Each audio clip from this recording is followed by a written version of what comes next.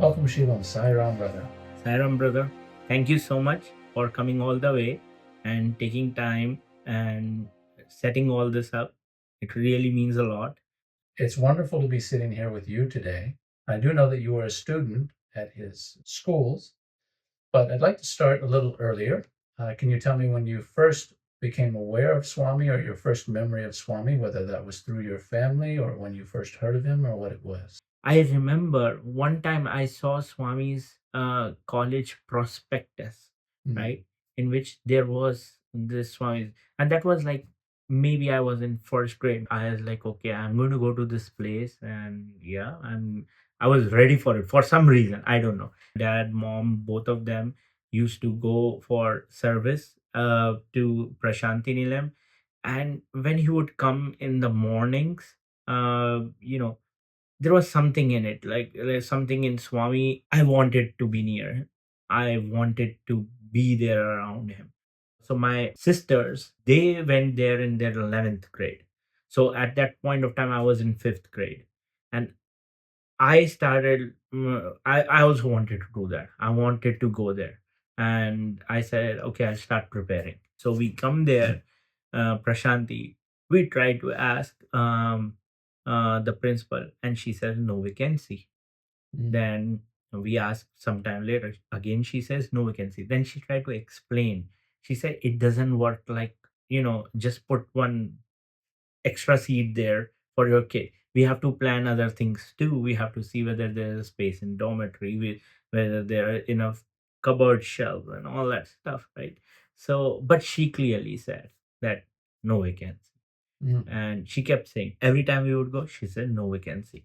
It was that point of time like we were scared to just go in front of her, because I mean she would come back and say no vacancy. Like Swami was in Whitefield, so we went there. So I wrote down on that letter, I said, Swami, you need to take my admission, and you need to take it in sixth standard. You need to take it in this year, whichever year it was, um, because I wanted to make sure, because I had heard stories in which Swami would say, hey, I'll give you admission, and somebody would be waiting for like 10 years and then he would get it. So I was very specific in my demand. I was like, okay. So when Swami came, I didn't even think of like touching his feet or anything. I was very focused. I said, I need to give him this letter. I just gave him the letter. So that's it. We went back, and this time I was sure that when we go to principal, she'd say, okay. But she said no vacancy.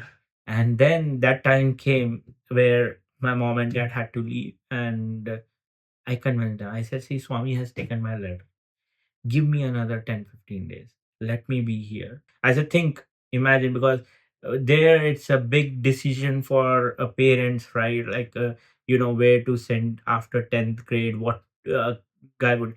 I said, just imagine. I tried to market it. I told them that if I get this one right, you don't have to worry about entire life, because mommy is KG to PG. I said my whole life is set. So you don't have to worry about what I should be doing. I think that path will be set. So my mom said like to my dad, hey, why not you go back? I stay back with him, and if you feel so strongly, let him have a chance. So we'll just stay back for another, I think it was week or so. So we said, okay, we cancel the reservation. So we stayed back. Then we got a news that Swami is coming back to Parthi. We are like, okay, Swami comes back. And that is the day in the darshan. I say, Swami, my admission. And Swami does like, just like that. So I don't know, but I said, Swami, this year in sixth standard. That is the time I said. Uh-huh. And then I just touched Swami's feet. That day, when Principal Auntie looked at me, she just placed her hand on my head, and she looked at my mother. She said, okay, bring him tomorrow. It just happened that, in sixth grade, things worked out in a way that I was sure, and I tried, and we got him. My joy knew no bounds at that point of time. I was like, okay, I achieved it, and Swami gave me this chance, obviously, and I was so happy. Some savvy stuff on your part. I will say that also. You stuck in there and you made sure it happened, and you commanded Swami to some degree, which he allows.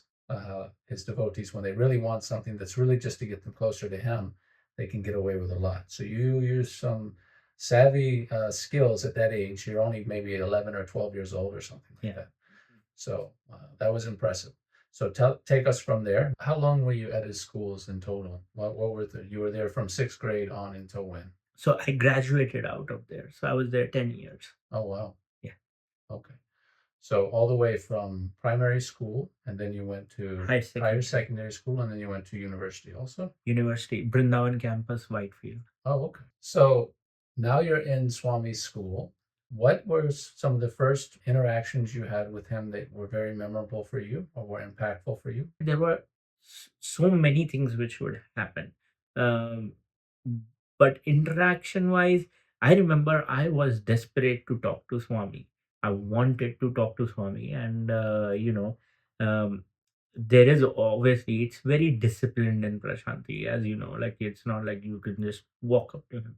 But I was like, okay, he is not talking to me as such. I need to. So what would happen is like sometimes Swami would call you, like he would just say, and why he would call kids was he would call them to interview room, um, and you would help picking the boxes and for the prasadam and all that. So I remember, I don't know if that was the first time, but I knew I was very desperate to talk to him, and I was like, I was telling one day one of my friend too in Darshan, like, I'll just walk and talk to Swami like that, and he's like, hey, you cannot do like that. So I mean, but anyways, so there was one time I remember Swami just pointed like, okay, I think he's at five, like that. He would show like two or five, how many kids, and then there would be a mad rush, right? Whoever sprints the fastest, they get that chance. Whoever left, Sure. left. So that day I saw, and I'm like, okay, I ran inside, and I remember Swami was actually talking to a person there inside, and there was a very small, like a gallery you have to pass to get the prasadam thing. Mm.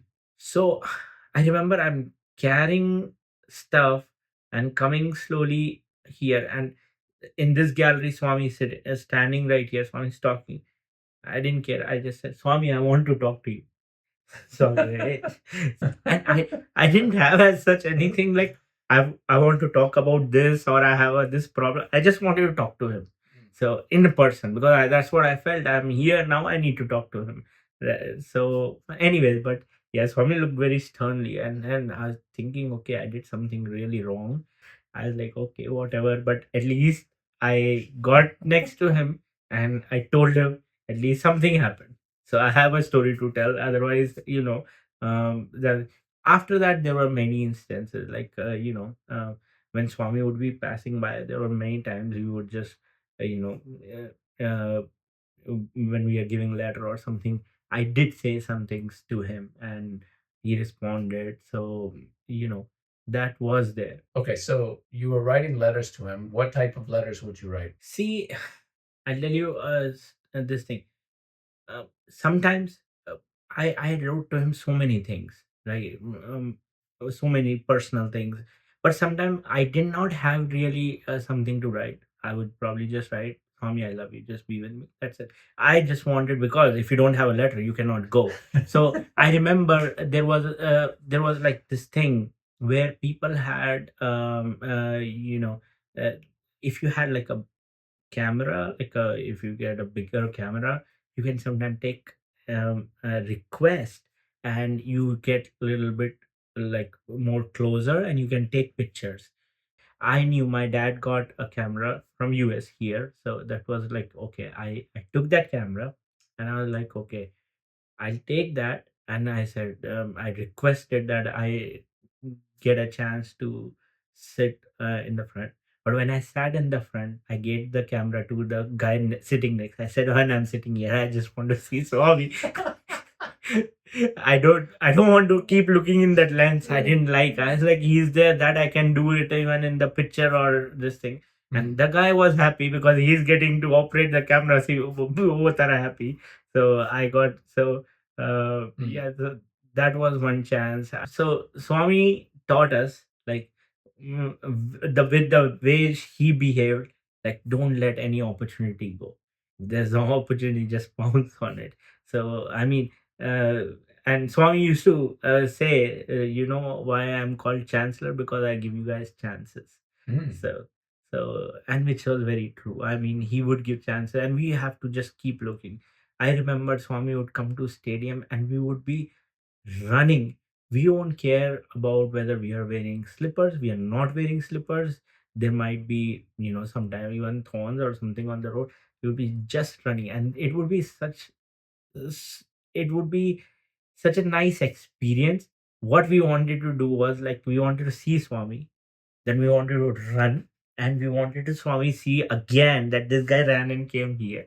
So it was very beautiful. And I remember, so one time what happened. You're like chasing the car? Is that what you're Oh talking yeah, about? yeah. Not chasing behind the car. So Next to there used to be like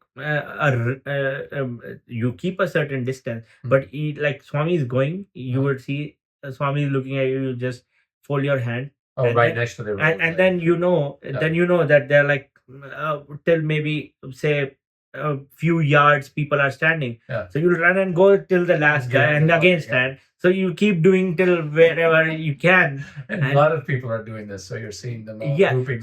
So it is very hard to do it on outside road, but when he comes to the stadium, right? Because we are not allowed to even just go away somewhere, right? So outside we can just be outside the hostel, and when he crosses, he crosses. Right. But when he is in the stadium is round, and that is only students area.